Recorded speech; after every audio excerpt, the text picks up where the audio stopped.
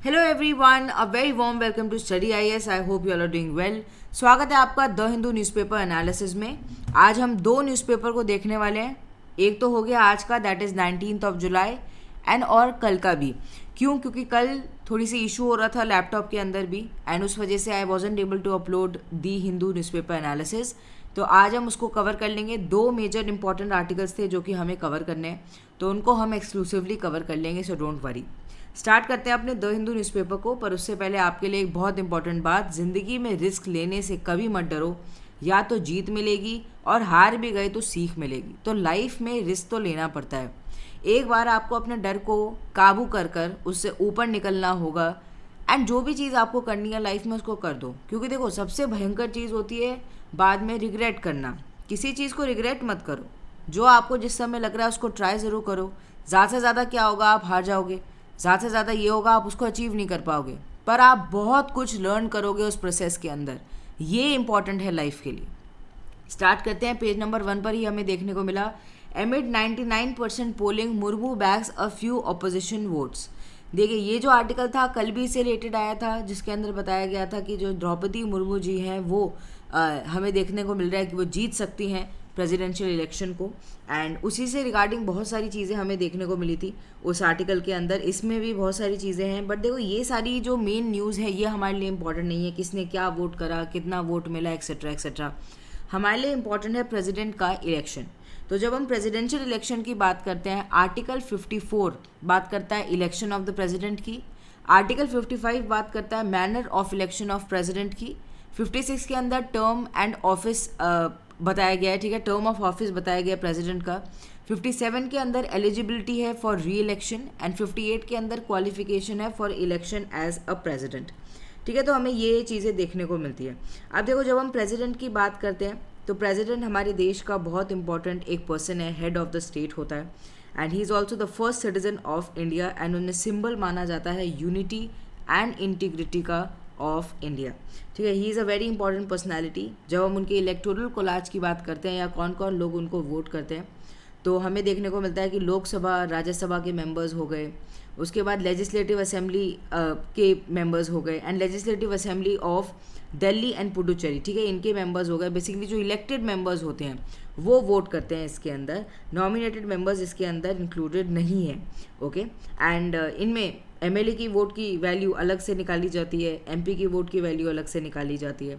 अगर हम term of office की बात करें तो इनका टर्म भी 5 ईयर्स ही होता है। ठीक है, इस चीज़ को आप याद रखिएगा। एंड इनका कैसे होता है वोटिंग? इनका वोटिंग होता है proportional representation via single transferable vote के थ्रू, एंड सीक्रेट बैलेट के थ्रू ये होता है। यहाँ पर आप देख सकते हैं सीक्रेट बैलेट। एंड उसके बाद प्रॉपर इनका जो वोटिंग होता है वो हमें देखने को मिलता है। अगर देखो कोई भी इशू इनका इलेक्शन से रिलेटेड अगर उभर रहा है तो उसका जो मेन से होगा, जो डिसीजन मेकिंग पर्सन होगा, वो होगा supreme court, and supreme court का डिसीजन होगा इस टाइम पर फाइनल। अगर हम क्वालिफिकेशन ऑफ प्रेसिडेंट की बात करें तो सबसे पहले तो ही should be a citizen of India.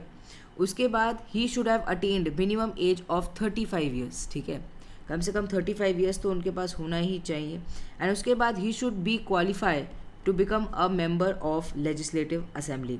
And also देखिए, कोई ऑफिस ऑफ प्रॉफिट उनको होल्ड नहीं करना चाहिए, सेंट्रल गवर्नमेंट में, स्टेट गवर्नमेंट में, या पब्लिक अथॉरिटी में, जैसे भी। जब हम कंडीशन ऑफ प्रेसिडेंट ऑफिस की बात करते हैं तो he can not be a member of Lok Sabha and Rajya Sabha. And ऐसा नहीं है कि दोनों का वो मेंबर रह सकते हैं, एंड कोई ऑफिस ऑफ प्रॉफिट भी उनको होल्ड नहीं करना चाहिए। And Rashtrapati Bhavan is provided to him without the payment of rent, उसके अंदर इनको रहना होगा। एंड इनके जो एमोल्यूमेंट्स हैं, अलाउंसेज हैं, प्रिविलेजेस हैं, वो सब कौन डिसाइड करता है? पार्लियामेंट डिसाइड करता है। यहाँ पर पार्लियामेंट के पास मेजर पावर है।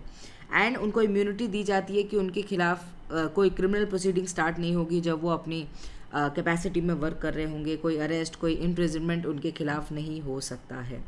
ओके, जब हम इम्पीचमेंट की बात करते हैं तो उनका इम्पीचमेंट भी बिल्कुल डिफरेंट होता है। वॉलेशन ऑफ द कॉन्स्टिट्यूशन के बेसिस पर प्रेसिडेंट का इम्पीचमेंट हमें देखने को मिल सकता है। ठीक है, एंड प्रेसिडेंट का ऑफिस अगर वेकेंट हो जाता है तो उसके बाद हमें डिफरेंट चीज़ें देखने को मिलती हैं। हो सकता है वो वेकेंट डिफरेंट रीजंस की वजह से हो रहा है। सपोज़ करो कि किसी प्रेसिडेंट की अनफॉर्चुनेटली डेथ हो जाती है या उनकी तबीयत ठीक नहीं है, ठीक है, उसके रिगार्डिंग हमें देखने को मिलता है कि वेकेंट हो जाता है। And vice president discharges the duties as president, अगर हमें ऐसे कोई अगर कोई टेम्प्रेरी कंडीशन है तो उस टाइम पर हमें देखने को मिलता है कि जो वाइस प्रेसिडेंट हैं वो उनकी जो गद्दी है उसको संभाल लेते हैं।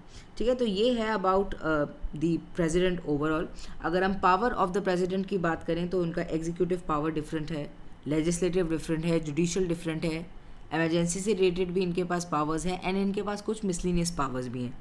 एग्जीक्यूटिव की जब अगर हम बात करें तो बहुत सारे लोगों का ये अपॉइंटमेंट देखते हैं, जैसे कि पीएम हो गए, council of minister, attorney general, controller and auditor general, जजेस हो गए सुप्रीम कोर्ट के, हाई कोर्ट के, गवर्नर के, एडमिनिस्ट्रेटर्स हो गए यूनियन टेरिटरीज़ के, chairman and member of public service commission, chairman and member of finance commission, chief election commission, election commissioners and जो डिफरेंट हो गए, इंटर स्टेट काउंसिल। ठीक है, इन सबको ये देखते हैं।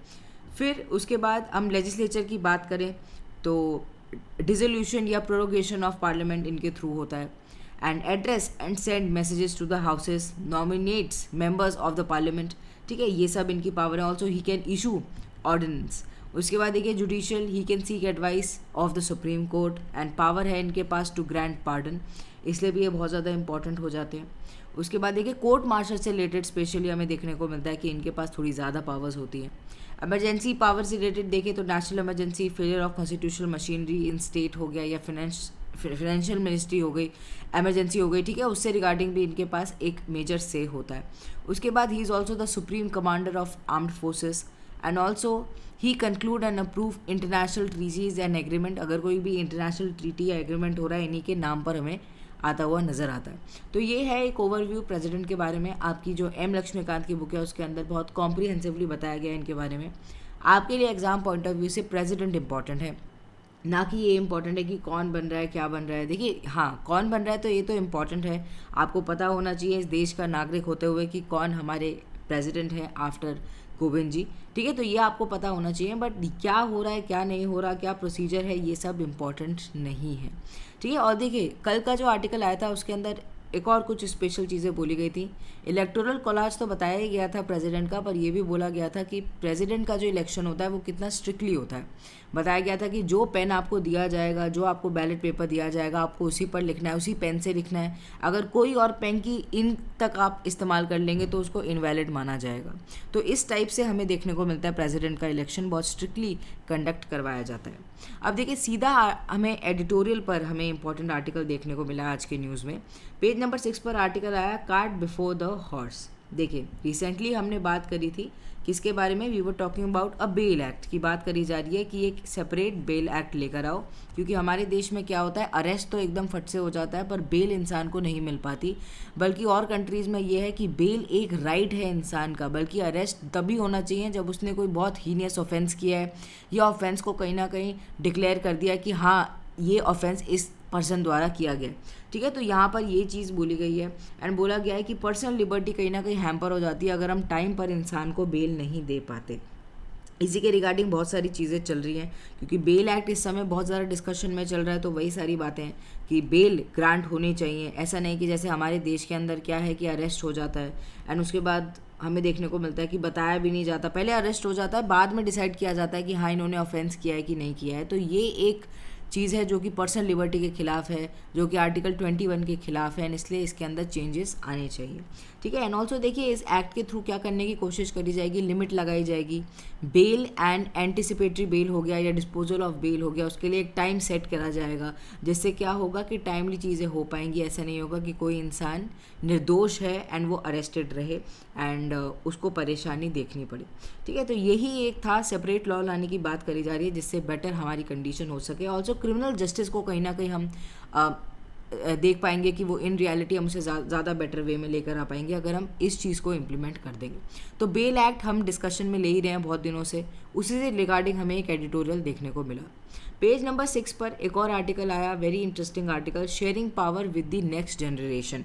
देखो इस आर्टिकल के अंदर बेसिकली ये बताया गया कि जो अभी प्रेजेंट जनरेशन है, हम जैसे हो गए, हमने बहुत सारी चीज़ें देखी हैं, हम बहुत तेज़ी से टेक्नोलॉजी को बढ़ते हुए देख रहे हैं, बहुत तेज़ी से हम ह्यूमन की नीड्स को देखते हुए बढ़ रहे हैं, ऑल्सो बहुत तेज़ी से हम क्लाइमेट चेंज के रेपरकेशंस को भी बढ़ते हुए देख रहे हैं। तो यहाँ पर बताया गया है कि देखो हिरोशिमा एंड नागासाकी, हिस्ट्री गवाह है कि कितना ज़्यादा नुकसान किया है उसने। वॉर लाइक कंडीशन जो हुई उसने सिर्फ मास डिस्ट्रक्शन ही कॉज किया है। एंड अभी तक भी जो इकनॉमी है जापान की, ठीक है, वहाँ वो जो एरिया है बेसिकली, वो एरिया उससे उभर नहीं पाया। मेन चीज़ क्या है, मेन चीज़ ये है हम ग्लोबल पीस को लेकर आ सके, ग्लोबल पीस को मेंटेन कर सके, ठीक है। इससे ये आर्टिकल कहीं ना कहीं स्टार्ट हुआ था। उसके बाद इन्होंने बताया इंटर जनरेशनल जस्टिस के बारे में कि हमें क्या करना है, हमें बेसिकली इंटर जनरेशनल जस्टिस के ऊपर ध्यान देना है। हमारी जो न्यू जनरेशन आएगी उसको हम एक बेटर लाइफ दे सकें, एक पीसफुल लाइफ दे सकें, उसके ऊपर ध्यान देना है। बट देखिए यहाँ पर एक बहुत बड़ा सवाल ये उठता है कि किस टाइप का वर्ल्ड, किस टाइप का देश या किस टाइप की जगह हमारे जो आगे जनरेशन आने वाली है वो अपने लिए चाहती है। इसके दो आंसर हो सकते हैं। पहले तो ये हो सकता है जो कि हम उनको देना चाहते हैं, जैसे हमने क्या देखा है, हमने क्लाइमेट चेंज देखा है, हमने देखा है कि हीट वेव्स आ रही हैं, इतनी भयंकर सिचुएशन हो रही है, एंड अलग अलग जगह फ्लड्स, ड्रॉट, ठीक है, ये सब क्यों हो रहा है, एंथ्रोपोजेनिक रीजन्स की वजह से हो रहा है। तो हम क्या चाहते हैं कि हमारी जो नेक्स्ट जनरेशन हो वो एक बेटर लाइफ देखे, वो एक क्लाइमेट चेंज को नहीं देखे, ठीक है, उनकी जो लाइफ हो ज़्यादा बेटर हो, ज़्यादा हेल्दियर हो, ये हम चाहते हैं। बट मेन बात ये है कि जो यंग पीपल हैं वो कैसी लाइफ चाहते हैं, ये भी इम्पॉर्टेंट है। एंड ये एक सिविलाइजेशनल शिफ्ट है जिसकी ज़रूरत है कि हम अपनी न्यू जनरेशन से पूछें कि आपको कैसा वर्ल्ड चाहिए, आपको कैसी लाइफ चाहिए। क्योंकि देखिए हमने तो अपनी ज़िंदगी जी ली, पर जो नई पॉपुलेशन आ रही है उनकी अपनी नई न्यू थिंकिंग है। ऑल्सो देखिए जो पुरानी जनरेशन रह चुकी है उनको नहीं पता था कि टेक्नोलॉजी कितनी तेज़ चल रही है, उनको नहीं पता आर्टिफिशियल इंटेलिजेंस के बारे में, उनको नहीं पता कि कैसे क्या क्या डेवलपमेंट्स हो रही हैं। तो उनकी थिंकिंग एंड जो न्यू जनरेशन आ रही है उसकी थिंकिंग में ज़मीन आसमान का डिफरेंस होगा। इसीलिए ये वाला जो थॉट कि जो पुराने लोग हैं उनके नक्शे कदम पर ही यूथ को चलना चाहिए, ये चीज़ थोड़ी डिफरेंट हो जाती है। तो येस, आप अपने ओल्डर जनरेशन की बात मानो क्योंकि दे आर एक्सपीरियंस्ड, पर ऐसा नहीं है कि आपको खुद से अपनी लाइफ डिसाइड नहीं करनी, ऐसा नहीं है कि खुद से आपको अपने वेज डिसाइड नहीं करने। खाली यूनिवर्सिटीज़ हो गई या वर्क में आपने जो चीज़ें सीखी हैं वो इन प्रॉब्लम्स को सॉल्व नहीं करेंगी। रियल लाइफ बेसिस को अगर रियल लाइफ में अगर आपको रियल जो चैलेंजेस आते हैं उनको अगर आपको आगे बढ़ाना है तो आपको खुद से अपना थॉट प्रोसेस लाना होगा। अब देखिए यहाँ पर एक और बड़ी इंटरेस्टिंग सी बात बोली गई है। जब हम स्टेम टेक्नोलॉजी की बात करते हैं, स्टेम का मतलब है science, technology, engineering, maths, stem education की जब हम बात करते हैं तो यहाँ पर ये बोला गया है कि हम स्टेम एजुकेशन को इसलिए लाना चाह रहे हैं जिससे हम खुद के बेनिफिट के लिए चीज़ें बना सकें। एंड देन हम क्या करेंगे, इन्हीं टेक्नोलॉजीज़ का हम इस्तेमाल करेंगे कि जो हमने डैमेज किया है प्लैनेट को उसको हम ठीक कर दें। तो ये तो बड़ी अलग सी बात है, यहाँ पर ये चीज़ बोली गई है। एंड इसकी वजह से क्या होगा, इनइक्वालिटीज़ बढ़ जाएंगी। क्यों? क्योंकि जो साइंटिफिक टेक्नोलॉजी में लगे हुए हैं, ठीक है, उनसे क्या होगा, वो तो वेल्दियर होते चले जाएंगे। एंड जो गरीब लोग हैं वो वेट करते चले जाएंगे कि इन साइंटिफिक चीज़ों की कारण जो प्रॉफिट मिलेगा वो हमें कब मिलेगा, ठीक है, वो वेट करते चले जाएंगे। तो इस वजह से इनइक्वालिटीज़ ग्रो होती हुई नज़र आएगी। तो मेन प्रॉब्लम क्या है, मेन प्रॉब्लम है क्लाइमेट चेंज। इससे अगर लड़ना है सारे स्टेक होल्डर्स को एक साथ अलाइन होना होगा एंड एक साथ कोऑर्डिनेट करना होगा, चाहे वो गवर्नमेंटल लेवल पर हो, चाहे वो प्राइवेट लेवल पर हो, कोई हायरार्की नहीं। अगर देश को बचाना है, अगर वर्ल्ड को बचाना है तो साथ में मूव ऑन करना होगा।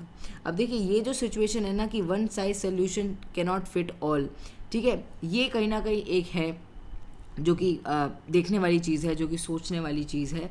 Not only do their solution not work well but trust also breaks down between the leaders on top of large international organization, ठीक है। अब यहाँ पे क्या है कि जो वन साइज़ हम सबको फिट करने की कोशिश करते हैं उसकी वजह से भी दिक्कत होती है एंड उसके बाद ट्रस्ट ब्रेक हो जाता है। इसलिए बहुत ध्यान से सोच समझ के हमें हर लेवल पर जो डिसीजंस हैं उनको लेकर आने होंगे जिससे हम एक बेटर इन्वायरमेंट को क्रिएट कर सकें। यहाँ पर देखिए इस आर्टिकल के अंदर G7 के बारे में भी बताया गया था कि 1970 के अंदर G7 बनाया गया जब ब्रिटेन वुड्स इंस्टीट्यूशन जो हैं वो हमें कहीं ना कहीं फेल होते हुए नज़र आ रहे थे ग्लोबल इकोनॉमिक क्राइसिस को कहीं ना कहीं रोकने से। अब इसमें क्या हुआ, यूनाइटेड नेशंस हो गया, ठीक है, यूनाइटेड स्टेट्स हो गया basically, sorry not United Nations, United states, United kingdom, France, Germany, Japan, Italy, इन्होंने G6 कंट्रीज़ बनाई। बाद में हमें देखने को मिला कि कनाडा एंड यूरोपियन यूनियन इसके अंदर ऐड ऑन हुए। रशिया को भी इन्वाइट किया गया लेटर G8 में, ठीक है, जब सोवियत यूनियन कोलैप्स कर गया आफ्टर द क्रीमियन वॉर, ठीक है, इसके बारे में ये बताया गया है। फिर उसके बाद देखिए चाइना की अगर हम बात करें, चाइना हो गया, इंडिया हो गया, रशिया हो गया, ठीक है, G20 में मेजरली हमें इनका से देखने को मिला। तो ऐसे डेवलपमेंट हुई है, ऐसे ये ऑर्गेनाइजेशंस फॉर्म हुई है। अब देखो क्या है कि G20 के अंदर क्योंकि रशिया है, इसलिए जो G7 कंट्रीज़ हैं वो उसको क्रैक डाउन करने की कोशिश कर रही हैं, उसको इग्नोर करने की कोशिश कर रही हैं, उसको स्ट्रेंथन नहीं कर रही हैं। वेरएज हमारे लिए क्या सिचुएशन है कि हम G20 को इस साल होस्ट करने वाले हैं, उसको चेयर करने वाले हैं। तो हमारे लिए तो ज़रूरी है कि हम सारी ग्रुपिंग्स को एक साथ लेकर चलें, सारी कंट्रीज़ के साथ बनाकर चलें, ठीक है। तो ये यहाँ पर बोला गया। फिर यहाँ पर बोला गया है कि माना कि सारी कंट्रीज़ एक साथ एज कर रही हैं, पर कहीं ना कहीं सबको ही एक साथ इससे ऊपर उठना है। एंड अपनी जो ओल्डर जनरेशन है उसको हमें ह्यूमैनिटीज़ फास्टेस्ट ग्रोइंग जनरेशन मानना है एंड ऑल्सो यूज़फुल जनरेशन मानना है। ऐसा नहीं कि वो फास्ट ग्रो कर रही है इसका मतलब ये कि हम उनको एज अ रिसोर्स ना देखें एंड यही माने कि नहीं वो किसी काम नहीं आ सकते हमारे, ऐसा नहीं है। यंगर जनरेशन की भी हमें ज़रूरत है, उतनी हमें ओल्डर जनरेशन की ज़रूरत है जो कि हमें एक्सपीरियंस लेवल पर बता सके कि हमें कैसे आगे बढ़ना है, ठीक है। तो यहाँ पर यही चीज़ था। Also emerging economies must not be arrogantly considered colonial legacy में कि वो वाइट मैन्स बर्डन लेने वाली हैं। सबको अपने हिसाब से काम करना होगा, सबको कंट्रीब्यूशन देना होगा। तो ये बहुत बड़ा आर्टिकल था, बहुत होलिस्टिक वे का आर्टिकल था, नॉर्मल अंडरस्टैंडिंग के लिए बहुत इंपॉर्टेंट है। समझना चाहिए हमें कि कैसे ग्लोबली हमें वर्क करना है, ठीक है। इसके अंदर ये चीज़ बताई गई है। पेज नंबर 6 पर एक और आर्टिकल हमें देखने को मिला, ग्रोथ एंड वेलफेयर। देखिए हमने रिसेंटली बात करी थी कि प्रधानमंत्री मोदी जी ने रेवरी कल्चर के बारे में कहा, कहीं ना कहीं टारगेट करते हुए आम आदमी पार्टी को ऑफ दी दिल्ली, ठीक है। अब देखिए यहाँ पर क्या हुआ, फिर दिल्ली के जो चीफ मिनिस्टर जी हैं केजरीवाल जी, उन्होंने बोला कि नहीं ये सब रेवरी कल्चर नहीं है, ये कोई फ्री भी नहीं है, हम कोई मुफ्त में चीज़ें नहीं बांट रहे हैं, हम डेवलपमेंट के लिए चीज़ें लोगों के लिए लेकर आ रहे हैं, अफोर्डेबल एजुकेशन लेकर आ रहे हैं या हाउसिंग उनके लिए ज़्यादा बेटर बना रहे हैं। हम ये सब चीज़ें उनकी डेवलपमेंट के लिए कर रहे हैं, ना कि उनका वोट्स लेने के लिए। बट प्रधानमंत्री मोदी जी ने हमारी क्या कहा कि रेवरी कल्चर है ये सब, इससे क्या करा जा रहा है, लोगों को अपीस करने की कोशिश करी जा रही है, उनसे वोट लिया जा रहा है एंड असलियत में हम कर रहे हैं, हम लेकर आ रहे हैं ट्रू सोशल जस्टिस, ये उन्होंने कहा। क्योंकि हम क्या कर रहे हैं, हम रोड्स बना रहे हैं, हम रेलवेज़ बना रहे हैं, हम कनेक्टिविटी को बेटर कर रहे हैं, हम डेवलपमेंट को लेकर आ रहे हैं, ठीक है। तो यहाँ पर यही चीज़ चल रही है, इसी के रिगार्डिंग, इसी की परछाई में हमें आर्टिकल देखने को मिला। एंड यहाँ पर क्या बोला गया है कि इंडिया बहुत पीछे अभी भी, अगर जब हम सोशल सिक्योरिटी की बात करते हैं उससे, कैपिटलिस्ट डेमोक्रेसीज अभी भी बहुत ज़्यादा आगे हैं क्योंकि मिल बांटकर वो काम करती हैं। वहाँ पे centre as well as state मिल बांटकर काम कर रहा है। ऐसा नहीं कि सेंटर स्टेट के ऊपर एलिगेशन लगा रहा है कि आप फ्रीबीज दे रहे हो एंड स्टेट कह रहा है कि नहीं आप तो कुछ भी नहीं कर रहे, मैं ही सब कुछ कर रहा हूँ। तो ये चीज़ें ठीक नहीं है। ऑल्सो देखिए कोई अभी तक ऐसा नहीं है कि स्टेट का कोई ऐसा थ्रेशोल्ड बना दिया है हमने, या कोई हमने एक डिसीजन मेकिंग कुछ मैकेनिज़्म बना दिया जिससे हम देख सकें कि वो फ्री फूड अगर प्रोवाइड कर रहे हैं, जॉब गारंटी दे रहे हैं, कैश अगर प्रोवाइड कर रहे हैं तो लोगों को वो हेल्प कर रहे हैं, नहीं कर रहे हैं, ठीक है। अभी ऐसा नहीं है। बट देखिए मेजरली क्या देखने को मिलेगा कि लोगों की मदद ही होगी, सोशल सिक्योरिटी कहीं ना कहीं उन्हें एक हद तक मिल पाएगी। पर सोशल सिक्योरिटी का भी जो डिबेट है अभी भी ओवरड्यू है, ऐसा नहीं है कि लोगों को बहुत ज़्यादा सहायता मिल पाती है, ठीक है। तो यहाँ पर इसी के रिगार्डिंग ये पूरा आर्टिकल था। इंडिया को अभी भी देखो क्या करना है, हमें अपने गोल्स अचीव करने हैं एजुकेशन में, हेल्थ में, इंफ्रास्ट्रक्चर में, और ये स्टेट के सपोर्ट के बगैर नहीं हो सकता, खाली सेंटर इसको इम्प्लीमेंट नहीं कर सकती। तो यहाँ पर ये चीज़ बोली गई है। एंड डेंजरस पॉपुलिज्म जो है उससे बचना है। अगर सही में स्टेट ऐसा कुछ स्टेप ले रही है तो वो लोगों के डेवलपमेंट के लिए होना चाहिए, ना कि इस बेसिस पर कि वो वोट्स को हासिल कर लें। मेजर क्या होना चाहिए, मेजर काम होना चाहिए एम्पावर करें हम स्टेट को, वेलफेयरिज्म को सामने लेकर आए, ठीक है। तो ये हमें एक आर्टिकल देखने को मिला। अब देखिए नेक्स्ट आर्टिकल आप इस इमेज के थ्रू ही देख सकते हैं, क्लाइमेट चेंज से रिलेटेड है, इंडियाज़ क्लाइमेट इम्पेरेटिव। देखिए क्लाइमेट चेंज से रिलेटेड बहुत सारे आर्टिकल डे टू डे आते रहते हैं, सारे हमारे लिए इम्पॉर्टेंट हो जाते हैं, बट ये है कि देखो सब में रेपिटेटिवली वही बातें करी गई हैं। पर ये वाला आर्टिकल इसलिए इम्पॉर्टेंट है क्योंकि इसके अंदर डाइवर्स में बहुत सारे जो प्रॉब्लम्स इस समय चल रही हैं वो बताई गई हैं। अब देखिए सबसे पहले तो ये बोला गया कि देखो कोविड-19 हमें देखने को मिल रहा है कि अभी भी है, पर कोविड-19 जैसा पहले था कहीं ना कहीं उसका एक थोड़ा सा हमें डिक्लाइन फेज देखने को मिला है। पर इसका डिक्लाइन के बाद ये नहीं है कि हम ये सोच लें कि अब तो हम मस्त अपना जीवन जिएंगे, हमारे पास कोई दिक्कत नहीं है, नहीं, अभी भी बहुत सारी प्रॉब्लम्स हैं सामने हमें देखने को मिल रही है। जैसे कि क्लाइमेट चेंज की वजह से हमें बहुत सारे डिज़ास्टर, फ्लड हो गया, ड्रॉट हो गया, ये सब देखने को मिलता है, लैंडस्लाइड हो गया, ये सब हमें देखने को मिल रहा है एंड ये इंडिया के लिए अभी भी बहुत बड़ा थ्रेट है। उसके बाद देखिए heat wave, Rajasthan, Uttar Pradesh, Gujarat, new Delhi में जो हमें हीट वेव देखने को मिलती है, इतनी गर्मी समझ ही नहीं आता है, ह्यूमिडिटी भी इतनी ज़्यादा हाई हो जाती है। ये सब क्यों हो रहा है? ये क्लाइमेट चेंज की वजह से हो रहा है। फिर टॉरेंशियल डाउनपोर हो जाता है साउथ इंडिया के अंदर बेसिकली, वो हो गया। फिर साइक्लोन हमें देखने को मिला, जैसे आम्फन आ गया, ठीक है। साइक्लोन जो आ जाते हैं बेसिकली कोस्टल एरिया के अराउंड, वो भी हमारे मैन मेड ही है। पर हम क्या कर रहे हैं अभी भी जो इंडिया है, इंडियंस हैं, या वर्ल्ड में आप और भी कंट्रीज ले लो, वो भी यही कर रही हैं। क्या करते हैं? ये सब बोलते हैं कि ये मदर नेचर की वजह से हो रहा है। We do not consider our acts, we do not consider it to be anthropogenic in nature. तो यहाँ पर ये एक बड़ा प्रॉब्लम है। हमारा बिहेवियरल चेंज होना चाहिए, जब भी हम ये जो क्लाइमेट चेंज की प्रॉब्लम है इसको ठीक कर पाएंगे। बिहेवियर अगर हमारा यही रहेगा कि नहीं हम तो गलत हो ही नहीं सकते, मदर नेचर ने ये सब चीज़ें करी हैं, यही नेचुरल है, तो चीज़ें सॉल्व नहीं हो पाएंगी। यहाँ पर बोला गया है कि देखो टेम्परेचर है इंडियन ओशन का, वो भी राइज कर गया है, एक्सट्रीम वेदर इवेंट देखने को मिल रहे हैं, क्लाइमेट माइग्रेशन भी हो रहा है, क्योंकि जो लोग हैं वो क्लाइमेट हिट हो रहे हैं, उसकी वजह से उन्हें माइग्रेट करना पड़ रहा है, जॉब लॉसेज हो रही हैं इसकी वजह से बहुत सारी। फिर इंडिया को दो चीज़ों के ऊपर वर्क करना होगा, दो पार्ट में अप्रोचेस लाना होगा। पहले तो क्या है, अडेप्ट करें हम क्लाइमेटिक इम्पैक्ट्स को by building resilience against weather extremes, and second क्या है कि हम मिटिगेट करें इन्वायरमेंटल डिस्ट्रक्शन को, प्रिवेंट करें क्लाइमेट चेंज को, जिससे वो और भी ज़्यादा लीथल और भी ज़्यादा घातक हो जाए। इसके लिए क्या कर सकते हैं हमें एग्रीकल्चर प्रैक्टिसेस को बहुत ज़्यादा आगे लेकर आना है एंड सपोर्ट करना है एफॉरेस्ट्रेशन को। वाटर इंटेंसिव बहुत ज़्यादा चीज़ों को नहीं लेकर आना है, बल्कि ऐसे लेकर आना है जिसमें हम किफ़ायत से काम कर सकें, ठीक है। यहाँ पर ये चीज़ बोली गई है। उसके बाद देखिए जैसे ड्रिप इरिगेशन हो गया, ड्रिप इरिगेशन में क्या है, ज़्यादा वाटर का यूजेज नहीं होता, जितना पानी रिक्वायरमेंट है प्लांट को उतना ही ड्रिप के थ्रू बिल्कुल उनके रूट्स के अंदर डाला जाता है। तो ड्रिप इरिगेशन जैसी जो चीज़ें हैं ये मदद कर रही हैं, सस्टेनेबल वे में हेल्प कर रही हैं। Insurance scheme can transfer some of the risk of extreme heat faced by industries, construction and agricultural workers to the insurers, ठीक है। तो हमें एग्रीकल्चर जो इंश्योरेंस जो स्कीम्स हैं बेसिकली वो भी लेकर आनी चाहिए। फिर उसके बाद देखिए लोकलाइज्ड हमें बनाना चाहिए हमारा जो फूड प्रोडक्शन है उसको, मल्टीपल क्रॉपिंग के ऊपर ध्यान दो, जिससे हम जो क्लाइमेट चेंज है उसको कहीं ना कहीं रोक सकें और जो हमारी जो क्रॉप्स हैं उनको बचा सकें। फ्लड, स्टॉर्म, ये सब हमें देखने को मिलता है। कोस्ट लाइन हमें एरोजन देखने को मिल रहा है, तो इससे ऊपर उठ जाओ, इसी में ही मत रहो, ठीक है। एंड फ्लड रिस्क जोन जो है उनको और भी ज़्यादा बेटर बनाओ, उनको वल्नरेबल नहीं रहने दो। एडेप्टेशन खाली करने से कुछ नहीं होगा, यहाँ पर ये चीज़ लास्ट में बोली गई है। हमें बिहेवियरल चेंज लाना होगा, हमें ओवरऑल चेंज लाना होगा, होलिस्टिकली चीज़ों को देखना होगा, तभी हम बेटर कर पाएंगे सिचुएशन को। एंड देखिए रेगुलेशन को और भी ज़्यादा टाइटन करना होगा स्टेट लेवल पर या डिफरेंट लेवल पर। रेगुलेशन अगर बेटर होगा तभी चीज़ें हमारी कंट्रोल में आ पाएंगी, नहीं तो फॉरेस्ट प्रोटेक्शन हो गया, एफॉरेस्ट्रेशन हो गया, ये प्रमोट नहीं हो पाएगा। लोगों के बीच में देखिए अवेयरनेस भी फैलाने की ज़रूरत है। जब तक लोगों को पता नहीं होगा कि उनके जो एक्शंस हैं वो क्या इम्पैक्ट कॉज कर रहे हैं, जब तक सिचुएशन ठीक नहीं हो पाएगी। तो ये एक आर्टिकल था, एक बड़ा ही मज़ेदार एक आर्टिकल था। ऐसे टाइप के आर्टिकल्स प्रॉपर अंडरस्टैंडिंग के लिए अच्छे होते हैं, also mains point of view से बहुत ज़्यादा इंपॉर्टेंट होते हैं।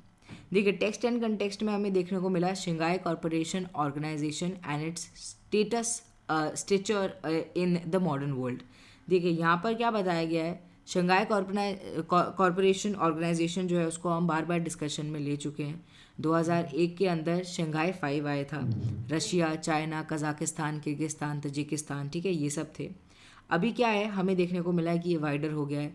2017 के अंदर तो इंडिया एंड पाकिस्तान भी इसके अंदर आ गए हैं, ठीक है। तो ये हमें देखने को मिलता है इंपॉर्टेंट ऑर्गेनाइजेशन है। अभी ये क्यों न्यूज़ में है, क्योंकि ईरान एंड बेलारस ये हमें सून देखने को मिल सकते हैं कि ये न्यूएस्ट मेंबर बन जाएंगे of China Russia backed Shanghai corporation organization, ठीक है। तो इसलिए यहाँ पर बहुत सारी बातें चल रही हैं। अब देखिए इस आर्टिकल के अंदर इम्पॉर्टेंट बात ये थी कि ऑर्गेनाइजेशनल स्ट्रक्चर इसका कैसे होता है। तो जब हम एससीओ की सेक्रेटेरिएट की बात करते हैं तो इनके पास दो परमानेंट बॉडीज़ होती हैं। पहला है SCO secretariat based in Beijing, दूसरा है executive committee of regional anti terrorist structure या रैट्स जिसको हम कहते हैं, जिसका हेडक्वार्टर है ताशकंद के अंदर। अब देखिए यहाँ पर क्या है, अदर ग्रुपिंग भी है, जैसे कि हेड ऑफ स्टेट काउंसिल हो गया and head of government council हो गया। इन दोनों के बीच में देखो क्या डिफरेंस है। जब हम हेड ऑफ स्टेट काउंसिल की बात करते हैं तो ये सुप्रीम डिसीजन मेकिंग बॉडी है, एनुअली ये मीट करती है, बहुत सारे डिसीजंस को ये लेती है। जब हम हेड ऑफ गवर्नमेंट काउंसिल की बात करते हैं तो मेनली इसके अंदर प्राइम मिनिस्टर्स आ जाते हैं इन सब कंट्रीज़ के। ये भी एनुअली मीट करते हैं एंड क्या करने की कोशिश करते हैं, ये रिजॉल्व करने की कोशिश करते हैं present economic and cooperative issues को, and alongside annual budget भी कहीं ना कहीं ये प्रिपेयर करते हैं इस पर्टिकुलर ऑर्गेनाइजेशन का, एंड प्रायोरिटी एरियाज़ के ऊपर वर्क करते हैं। This is how SCO work. Okay, तो ये यहाँ पर एक आर्टिकल था शंघाई कॉरपोरेशन ऑर्गेनाइजेशन से रिलेटेड। अगला आर्टिकल है the Pakistan and IMF talk. देखिए पहले भी हमने डिस्कशन में लिया है, पाकिस्तान की स्थिति ठीक नहीं है, economically it is being weak, and उस वजह से क्योंकि बहुत ज़्यादा डेप्ट भी है, पैसा भी नहीं है, अपनी स्थिति भी ठीक करनी है, IMF से बार बार वो पैसे लेने की कोशिश कर रहे हैं, हेल्प लेने की कोशिश कर रहे हैं। तो यहाँ पर हमें देखने को मिला एक्सटेंडेड फंड फैसिलिटी के बारे में बात करी गई कि इन दोनों के बीच में जो साइन हुआ है उसके अंदर क्या क्या चीज़ें हैं, एंड क्यों IMF इम्पॉर्टेंट है पाकिस्तान की इकनॉमी के लिए, यहाँ पर ये चीज़ बताई गई। जिस्ट में आप देख सकते हैं मेजरली सारी चीज़ें जिस्ट में ही आ गई कि 39 मंथ EFF जो है वो पाकिस्तान एंड IMF के बीच में साइन हुआ था जुलाई 2019 के अंदर, जिससे क्या हो सके, पाकिस्तान को फंड प्रोवाइड हो सके amounting to self drawing rights, ठीक है, जिसे हम SDR कहते हैं, $4,268 मिलियन, ठीक है। स्पेशल ड्राइंग राइट IMF की एक तरह से आप करेंसी मान लीजिए, ठीक है, उसमें हमें देखने को मिलता है। अब देखिए इसके अंदर ये बोला गया था कि IMF ने ये चीज़ करने से पहले, एक्सटेंड करने से पहले बहुत सारी बातें बोली थी। कहा था कि आप स्ट्रक्चरल रिफॉर्म को लेकर आना, आप अपनी पेमेंट प्रॉब्लम को ठीक करना, आप क्या करना, आप अपना जो करेंसी है उसको बेटर बनाना, एंड अपनी जो डेप्ट है उसको रिड्यूस करना, मार्केट डिटरमाइंड आप चीज़ों को लेकर आओ, कॉम्पिटिटिव बनो और भी ज़्यादा, ठीक है। ये सब चीज़ें हुई थी, ये सब चीज़ें डिमांड करी थी कि क्वाजी फिजिकल लॉसेस कहीं ना कहीं आप उसको एलिमिनेट कर दो, ठीक है, स्ट्रेंथन करो इंस्टीट्यूशन को, ट्रांसपेरेंसी लेकर आओ, ये सब। पर अभी क्या है कि अभी इतना ज़्यादा वर्क नहीं करा है पाकिस्तान ने इनके ऊपर, एंड देखिए ये वर्किंग की वजह से तो है कि अभी भी पाकिस्तान जो है वो FATF के अंदर है। FATF ने भी बहुत सारी बातें बोली कि आप ये करके दिखाइए, उसके बाद हम आपको ग्रे लिस्ट से बाहर निकाल देंगे, पर पाकिस्तान अभी भी नहीं कर पा रहा है, ठीक है। तो ये अभी सिचुएशन है, पर पाकिस्तान की स्थिति ऐसी है कि उनको पैसा चाहिए, एंड उनको पैसा चाइना तो दे नहीं रहा और सब कंट्रीज़ भी ज़्यादा दे नहीं रही, तो उनके पास आखिरी सहारा बच जाता है IMF, ठीक है। तो वो एक आप कह सकते हैं कि एक हेल्प के तौर पर देखना चाह रहे हैं IMF को, एंड चाह रहे हैं कि उसकी वजह से क्या हो, उनका जो फिजिकल डेफिसिट है वो ठीक हो जाए, नेट पब्लिक डेब्ट जो उन्होंने इतना ले रखा है वो बेटर हो जाए, उनका पावर सेक्टर रिवाइव हो जाए, करंट अकाउंट डेफिसिट जो उनका बढ़ता चला जा रहा है उसको वो ठीक कर सकें, मिनिमाइज़ कर सकें, एक्सपोर्ट्स को बढ़ा सकें। एंड ऑल्सो देखिए वो क्या कर रहे हैं, वो कोशिश कर रहे हैं कि वो ओवरऑल अपनी जो इकनॉमी है उसको बेटर कर सके। IMF ने क्या कहा, IMF ने बहुत सारी चीज़ें हमें देखने को मिली हैं कि अभी हुई हैं। जुलाई 14 को ही एक स्टाफ लेवल टॉक हुई है between Pakistan and IMF, and उन्होंने बहुत सारी चीज़ों को डिसाइड किया है। The talk were originally aimed at releasing tranche of $900 million, पर हमें देखने को मिला कि इससे हमें अलग एक सेटलमेंट देखने को मिली है हमें, ठीक है। And IMF reached an understanding with Pakistan to release $1.17 billion, ठीक है। ये हमें बेसिकली डेवलपमेंट देखने को मिली है, इसलिए यहाँ पर ये आर्टिकल आया है, जिससे क्या हो, रिस्ट्रेन कर सकें हम इन्फ्लेशन को, ठीक है। बेसिकली इन्फ्लेशन जो पाकिस्तान के अंदर आ रही है उससे उसको बचा सकें, फिजिकल प्रॉब्लम से बचा सकें। तो ये एक आर्टिकल था। अब देखिए इसके अंदर ये बोला गया है कि IMF ने पाकिस्तान को बोला था कि स्ट्रक्चरल रिफॉर्म को आप लेकर आएँ, पर पाकिस्तान ये नहीं कर पाया क्योंकि पाकिस्तान अपने पॉलिटिकल एजेंडाज़ में ही बहुत ज़्यादा फंसा हुआ था। पॉलिटिकल एजेंडाज एंड ऑल्सो जो इलेक्शन आ रहे थे उसमें बहुत ज़्यादा they were very much indulged, and therefore they weren't able to take major actions with respect to structural reforms, and इसकी वजह से जो स्थिति है वो और भी ज़्यादा बेकार हो गई। अब देखिए यहाँ पर क्या है कि पाकिस्तान वॉज टू इम्प्लीमेंट बहुत सारी चीज़ें, जैसे कि इकोनॉमिक रिफॉर्म्स हो गए, इम्प्रूवमेंट इन टैक्स हो गया, ये सब, ठीक है। ये एक पूरा आर्टिकल है। अभी क्या है कि हमें देखने को मिलेगा कि पाकिस्तान को फंड मिलते हैं, देखते हैं कि आगे क्या क्या चीज़ें होती हैं, कैसे पाकिस्तान को हेल्प मिलती है नहीं मिलती है, उनकी स्थिति ठीक होती है नहीं होती है, ठीक है, ये सब चीज़ें। अब देखिए नीबरिंग कंट्री हमारी, तो हमारे लिए इंपॉर्टेंट हो जाता है कि हमें पता हो कि उनकी इकनॉमी में क्या चल रहा है।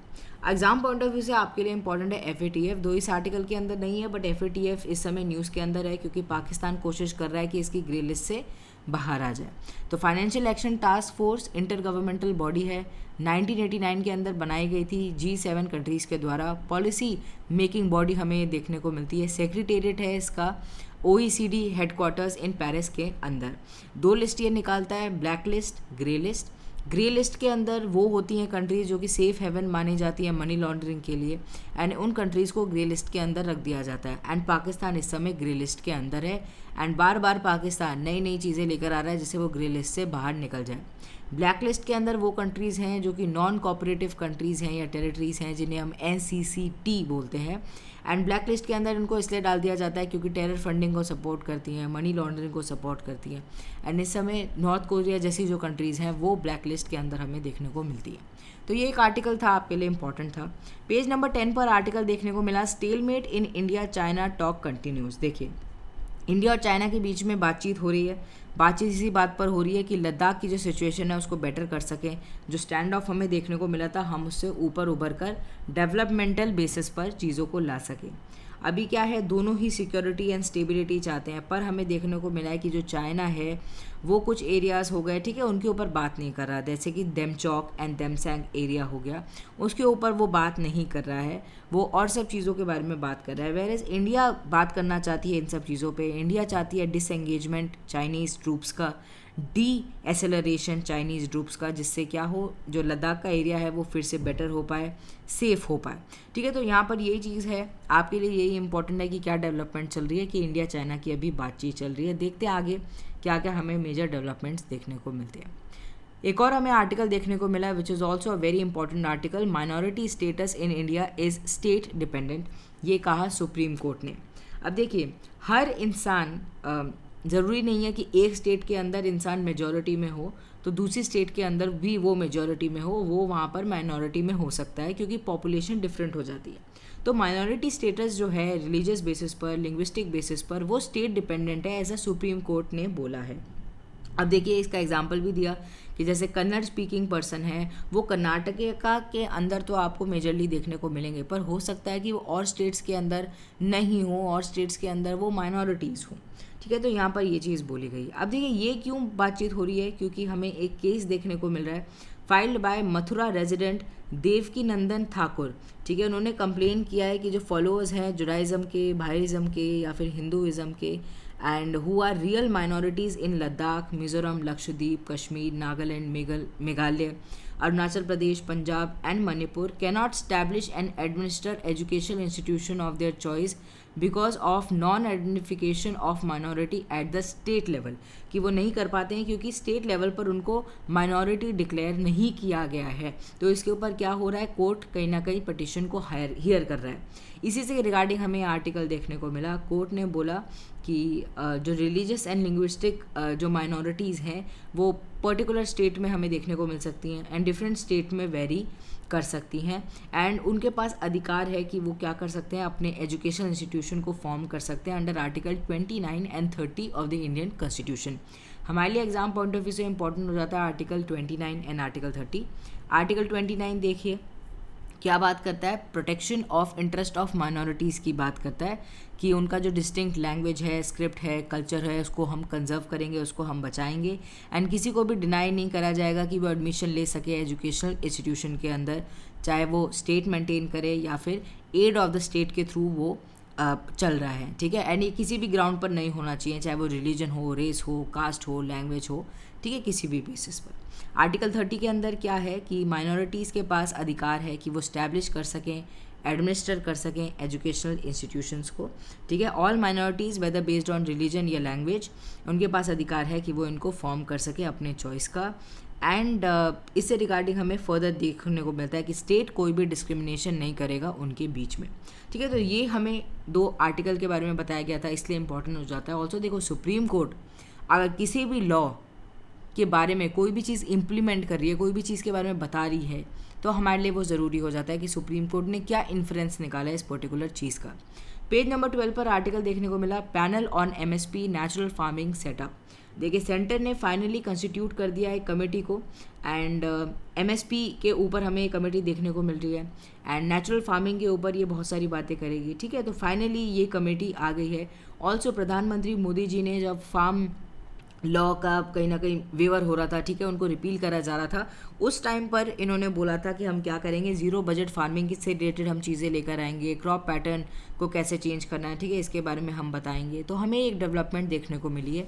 ये मेजरली क्या करेगी, ये जो कमेटी है, ये जो पैनल है, ये बेसिकली सजेस्ट करेगी मेजर्स को जिससे हम MSP को ज़्यादा इंक्लूसिव बना सकें, ऑल्सो ज़्यादा ट्रांसपेरेंट एंड इफेक्टिव बना सकें।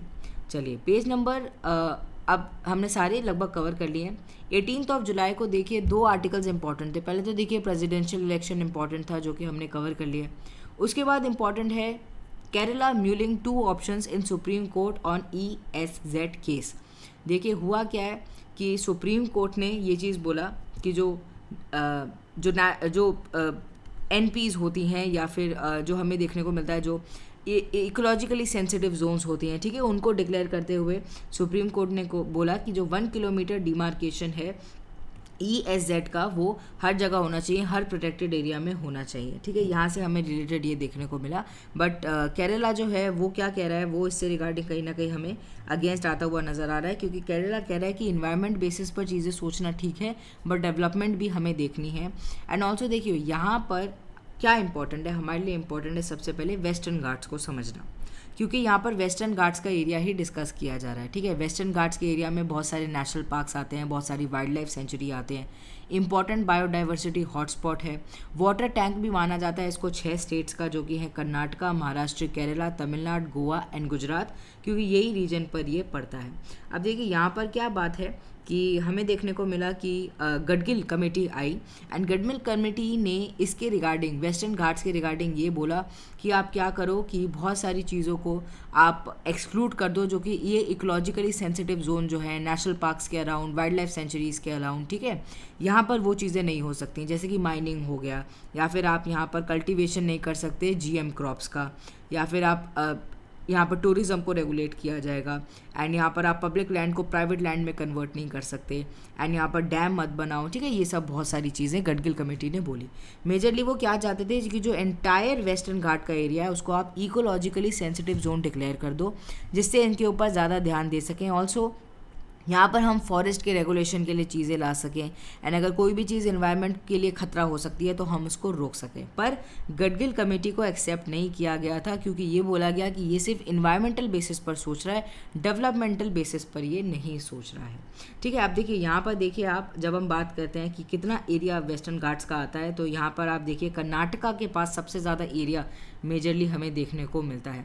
अब देखिए यहाँ पर क्या चल रहा है, यहाँ पर केरला ने अप्रोच किया है सुप्रीम कोर्ट को एंड बोला है कि देखिए ठीक है, इकोलॉजिकली सेंसिटिव जोन इंपॉर्टेंट है कि नेशनल पार्क्स के अराउंड जो 1 किलोमीटर का एरिया होगा वहाँ पर रेगुलेशंस होगा, प्रॉपर जैसे चीज़ें बोली जाएंगी वैसे ही होगा, यहाँ पर कोई मेजर इकोनॉमिक एक्टिविटी नहीं हो सकती, यहाँ पर ह्यूमन हैबिटेशन नहीं हो सकता, ये सब चीज़ें ठीक हैं, पर हमें डेवलपमेंटल बेसिस पर भी सोचना है। केरला के अंदर क्या है, 30% केरला फॉरेस्टेड है, एंड वेस्टर्न घाट का एरिया अराउंड 48% है स्टेट का, तो काफ़ी मेजर पोर्शन है। उसमें से भी देखो बहुत सारा जो एरिया है वो लेक, ओशन, ये सब कवर कर जाते हैं। बहुत सारी एरिया में अलग अलग तरीके से रेगुलेशन भी चल रहा है, जैसे कि कोस्टल एरियाज़ हो गया, कोस्टल एरिया के लिए कोस्टल रेगुलेशन जोन अलग है, एंड फिर उसके बाद वेटलैंड हो गए, वेटलैंड जो हो गए बहुत सारे उनके लिए अलग से प्रोटेक्शन चलती रहती हैं, तो पहले ही बहुत सारी चीज़ें रिस्ट्रिक्टेड हैं, ऊपर से आप ये जो रिस्ट्रिक्शन है इसको मैंडेटरी अगर बना दोगे तो हमारे लिए बहुत दिक्कत हो जाएगी। तो इसलिए हमें क्या देखने को मिल रहा है कि सुप्रीम कोर्ट एंड चाइना का जो सीन है वो चल रहा है, सुप्रीम कोर्ट एंड केरला का जो चीज़ है वो चल रहा है बेसिकली। एंड केरला क्या कह रहा है, केरला कह रहा है कि इसको सब जगहों के लिए इसे मैंडेटरी मत करो, दो वी विल इम्प्लीमेंट इट, पर ऐसा नहीं है कि हम हर जगह इसको इम्प्लीमेंट कर सकें, क्योंकि हमें डेवलपमेंट भी देखना है, लोगों का हैबिटेशन भी देखना है, एंड हमें ये भी देखना है कि लोगों को दिक्कत नहीं हो, क्योंकि बहुत सारे लोगों का लाइवलीहुड इसी से रिलेटेड है। हमें हैबिटेशन यहाँ पे देखने को मिलता है, फार्म लैंड यहाँ पे देखने को मिलता है, पब्लिक इंस्टीट्यूशंस भी यहाँ पर हैं, तो वो बहुत ज़्यादा हैम्पर हो जाएंगे, ठीक है। तो ये एक आर्टिकल है आपके लिए इम्पॉर्टेंट था, एंड यही था 18 एंड 19 जुलाई के द हिंदू में इंपॉर्टेंट आर्टिकल्स हमने सारे कवर कर लिए। कल हम और भी जो आर्टिकल्स हैं उनको कवर करेंगे, 20 जुलाई का जो न्यूज़पेपर है उसको देखेंगे। ऐसे ही आप द हिंदू न्यूज़पेपर को मेरे साथ कवर करते रहिए। मिलते हैं कल, बाय बाय, टेक केयर।